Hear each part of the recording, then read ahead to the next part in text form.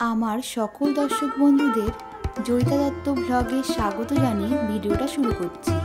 কার্তিক মাসের কৃষ্ণপক্ষের ত্রয়োদশী তিথিতে পালিত হয় ধনতেরাস বা ধনত্রয়োদশী। সনাতন হিন্দু ধর্মে এই ধনতেরাসের বিশেষ গুরুত্ব রয়েছে। এবছর ধনতেরাসের সময়সূচি, পুজোর শুভ সময়, কি কেনা উচিত এবং কি কেনা উচিত নয়। এছাড়াও ধনতেরাসের দিন যম দীপ দান করা হয়, অর্থাৎ যমরাজের উদ্দেশ্যে দীপদানের প্রথা রয়েছে। সামনেই আসছে পবিত্র ধনতেরাস। ধনতেরাসের দিন ভগবান ধন্বন্তরী, ধনদেবতা কুবের এবং একই সাথে মাতা লক্ষ্মী ও সিদ্ধিদাতা গণেশের পূজা করা হয়। এই শুভ দিনে সমুদ্র মন্থন করে শ্রী ধন্বন্তরী অমৃত কলস নিয়ে আবির্ভূত হয়েছিলেন। এই দিনে সোনা রূপো কেনা অত্যন্ত শুভ। ধনতেরাসের দিন মা লক্ষ্মীর পুজো করলে ধন সম্পদ, সৌভাগ্য এবং যশ লাভ হয়ে থাকে। ধন্বন্তরী হলেন হিন্দু ধর্মের আয়ুর্বেদের দেবতা, যিনি বিষ্ণুর একটি অবতার হিসেবে পরিচিত। মনে করা হয় ধনতেরাসের দিনটিতে ধন্বন্তরী দেবের পুজো করলে সারা বছর সুস্থ এবং নিরোগ থাকা যায়। এবছর ধনতেরাসের সময়সূচি ও পুজোর শুভ সময়। এবছর বাংলার 31শে আশ্বিন 1432 এবং ইংরাজির 18ই অক্টোবর 2025 শনিবার পড়েছে ধনতেরাস বা ধনত্রয়োদশী। ত্রয়োদশী তিথি শুরু হচ্ছে বাংলার 31শে আশ্বিন 1432, ইংরাজির 18ই অক্টোবর 2025 শনিবার দুপুর 12টা 18 মিনিটে। শেষ হচ্ছে 19শে অক্টোবর রবিবার দুপুর 1টা 51 মিনিটে।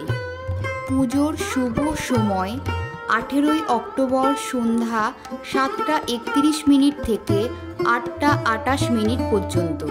ধনতেরাসের দিন সোনা, রূপো এবং মূল্যবান ধাতু, অলংকার এবং মূল্যবান সম্পত্তি কেনার প্রচলন আছে, কারণ মনে করা হয় এতে বাড়িতে লক্ষ্মী আসে এবং সংসারে শ্রীবৃদ্ধি হয়।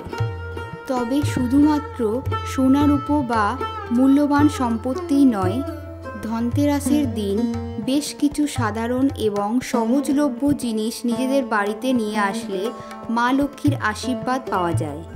ধনতেরাসের দিন দক্ষিণাবর্ত শঙ্খ কেনা অত্যন্ত শুভ বলে মনে করা হয়। তেমনি এই দিন লবণ, পদ্মবীজ, লক্ষ্মীকড়ি, হলুদের গাঁট, নাভিশঙ্খ, ময়ূরের পালক, পান পাতা ইত্যাদি জিনিস কেনা অত্যন্ত ভালো বলে মনে করা হয়। এছাড়াও ওই দিন ঝাড়ু কেনা অত্যন্ত শুভ, তবে একসাথে দুটি ঝাড়ু কিনতে হবে। অনেকে ধনতেরাসের দিন বাসনপত্র কিনে থাকে। পুজোর জন্য প্রয়োজনীয় বিভিন্ন বাসনপত্র এই দিন কেনা হয়। অনেকেই তামা, পিতলের ঘট অথবা কলসি কিনে থাকে। তবে সেই ঘট বা কলসি খালি অবস্থায় বাড়িতে আনতে নেই। সেটি ধান, চাল, জল বা চিনি দ্বারা পূর্ণ করে বাড়িতে নিয়ে আসতে হয়। এর মধ্যে কোনোটি যদি কারোর পক্ষে নিয়ে আসা সম্ভব না হয়, সেক্ষেত্রে ধনতেরাসের দিন বাজার থেকে পদ্ম ফুল নিয়ে এসে মা লক্ষ্মীর চরণে নিবেদন করতে পারো। এতেও মা লক্ষ্মীর আশীর্বাদ পাওয়া যায়। ধনতেরাসের দিন যেমন বেশ কিছু জিনিসপত্র কেনা শুভ, তেমনি কিছু কিছু জিনিসপত্র কেনা থেকে ওই দিন বিরত থাকাই ভালো। যেমন ধনতেরাসের দিন লোহা বা স্টিলের কোনো জিনিস কেনা উচিত নয়, তাতে মা লক্ষ্মী ও কুবের দেব অসন্তুষ্ট হতে পারেন বলে মনে করা হয়। এছাড়াও প্লাস্টিকের জিনিস, কাচের জিনিস, ধারালো জিনিসও এই দিন কেনা উচিত নয়। এছাড়াও ধনতেরাসের দিন টাকা ধার নেওয়া বা কাউকে টাকা ধার দেওয়া উচিত নয়। ধনতেরাসের দিন যম দীপ দান করা সম্পর্কে কিছু তথ্য। ধনতেরাসের দিন সন্ধ্যায় বা রাতে যম দ্বীপ দান করা হয়। জ্যোতিষশাস্ত্র অনুযায়ী দক্ষিণ দিকের অধিপতি হলেন যমরাজ। ধনত্রয়োদশী তিথিতে বাড়ির দক্ষিণ দিকে যমদ্বীপ দান করলে যমরাজ প্রসন্ন হন এবং পরিবারের কারোর অকাল মৃত্যু ঘটে না, আর বাড়িতে সুখ শান্তি এবং সুস্বাস্থ্য বজায় থাকে। যমদ্বীপ দানের জন্য লাগবে একটা বড় মাটির প্রদীপ, তুলোর সলতে, তিল তেল অথবা সর্ষের তেল, সামান্য কাঁচা দুধ, সামান্য কালো তিল, 1 টাকার কয়েন, একটি ফুল, কিছুটা আতপ চাল বা গম, সামান্য গঙ্গা মাটি। অনেকেই 4 মুখী মাটির প্রদীপ ব্যবহার করে। সেক্ষেত্রে মাটির প্রদীপের 4টি মুখে 4টি সলতে দিতে হবে। এরপর প্রদীপটিকে ধরিয়ে নিতে হবে। প্রদীপের মধ্যে 1 টাকার কয়েন দিতে হবে। এরপরে প্রদীপটিকে ঘরের বাইরে নিয়ে এসে বাড়ির সদর দরজার সামনে এমনভাবে রাখতে হবে যাতে প্রদীপের মুখ দক্ষিণ দিকে থাকে। যদি সদর দরজার বাইরে প্রদীপ বসানো সম্ভব না হয়, সেক্ষেত্রে ছাদে, বারান্দায়, উঠোনে বা বাড়ির সীমানার মধ্যে অন্য যে কোনো স্থানে প্রদীপটিকে রাখতে হবে। তবে সব ক্ষেত্রে খেয়াল রাখতে হবে প্রদীপের মুখ যেন দক্ষিণ দিকে থাকে। কোনোভাবেই যেন বাড়ির দিকে প্রদীপের মুখ না থাকে। এই যমদ্বীপটি সরাসরি মাটির ওপর বসানো যাবে না।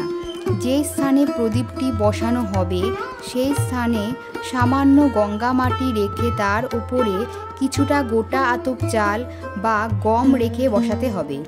যদি সর্ষের তেলের প্রদীপ হয় তাহলে প্রদীপে কিছুটা কালো তিল দিয়ে দিতে হবে। তবে খেয়াল রাখতে হবে প্রদীপটি যেন নিভে না যায়। আর যদি তিল তেল দেওয়া হয় তাহলে প্রদীপে কালো তিল দিতে হবে না। একটা পাত্রে কাঁচা দুধ নিয়ে প্রদীপের মধ্যে সামান্য কাঁচা দুধের ছিটে দিয়ে দিতে হবে। এরপর যমরাজের উদ্দেশ্যে প্রণাম জানিয়ে বাড়ির সকলের দীর্ঘায়ু এবং সুস্থতা কামনা করতে হয়। পরের দিন সকালবেলায় যদি প্রদীপটা নিজে থেকে নিভে যায় তাহলে ভালো, না হলে ফুলের সাহায্যে প্রদীপটা নিভিয়ে দিতে হবে। প্রদীপ ও প্রদীপের মধ্যে দেওয়া যাবতীয় জিনিস বাড়ির সীমানার বাইরে দক্ষিণ দিক করে ফেলে দিয়ে আসতে হবে।